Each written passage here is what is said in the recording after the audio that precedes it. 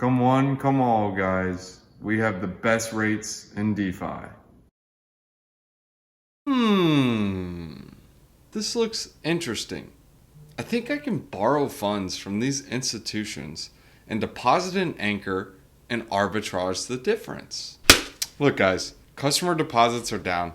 We are slowing down. Growth is slowing. We need to figure out a program and how to get more people on board.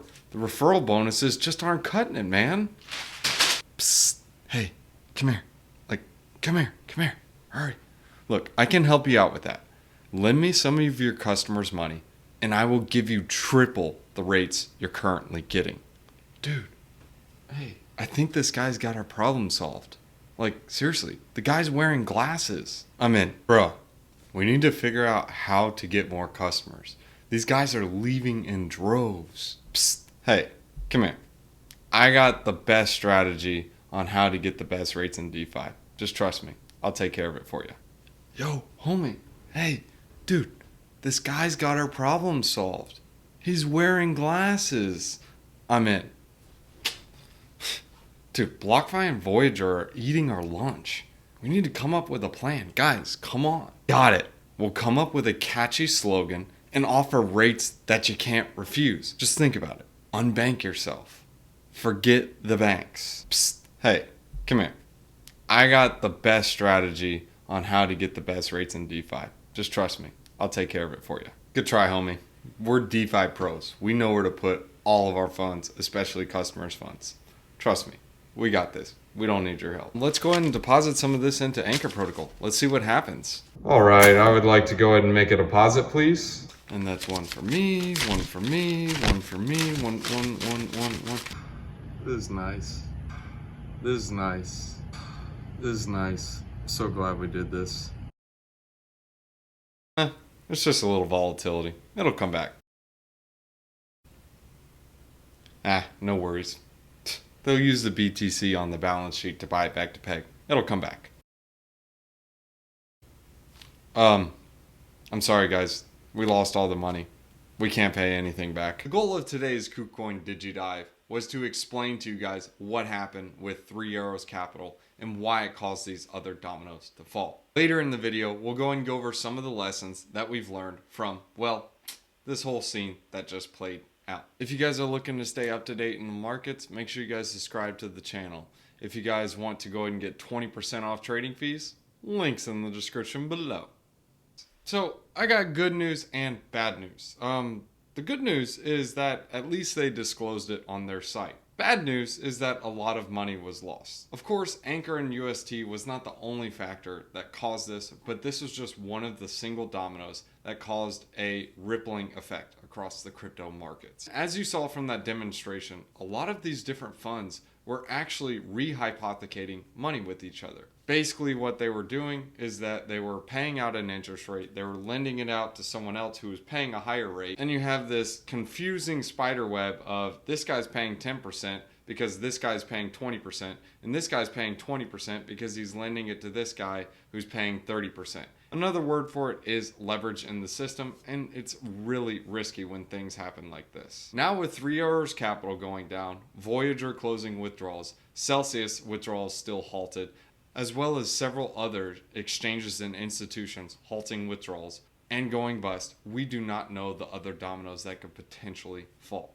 The reason being is that when others fall, they are forced to liquidate. With forced liquidations, this pushes the price down further. Now when the price goes down further, this causes other people to force liquidate, and you have this reflexive flywheel. So the moral of this story is that rehypothecation and leverage is not good in any system. We also learned that not your keys, not your crypto is super important. If you aren't making the deposit and they're doing it for you, you are now assuming their risk. Well, as we can see from the results of what happened, this is what happens when you assume things. So I want to leave you guys with a couple of thoughts before we close this video. As you can see here, this is discussing Voyager. Voyager has now filed for bankruptcy. This is mainly due to the fact because 3 Arrows Capital losing the amount that they lost, this actually caused a dent of $660 million to Voyager. They had loaned this to 3 Arrows Capital. And basically, Voyager was telling customers about their funds and saying, hey, look, deposit with us and you'll get a 9% yield on your stablecoin, or 5% on Bitcoin, or whatever yields they're offering. And as a customer, they deposit, they see those rates, and they're happy. They don't understand the risks that they're getting into. A lot of times, when you peel back a banana, you actually see what's inside. It's an apple. Another example is this, Genesis Capital. Genesis is a lender and a broker, and they were also caught with their pants down with Three Arrows Capital. They were lending out to them. And some may not know who Genesis is, but they actually handle a lot of institutions, funds, and treasuries. These guys have many partnerships with several different industries in the crypto space. An example of one that's really well known is Circle. They are behind USDC. Genesis is actually one of their partners. So again, to sum up the moral of the story, not your keys, not your crypto. If you see an interest rate, if you see a yield, if you see something that is really enticing and you're like, I'm about to deposit everything, stop, think about it, figure out where the yield is coming from. If you don't know where the yield is coming from, typically you are the yield. So with all this in mind, there are things you need to remember. If you see a yield and you see someone offering an enticing interest rate, stop, think, is this something you want to get into? Where's the yield coming from? If you don't know where the yield is coming from, you are the yield. Now, on the other side is with these forced liquidations, you actually get better prices. It's not because people are selling out of optionality. It's because they're forced to sell.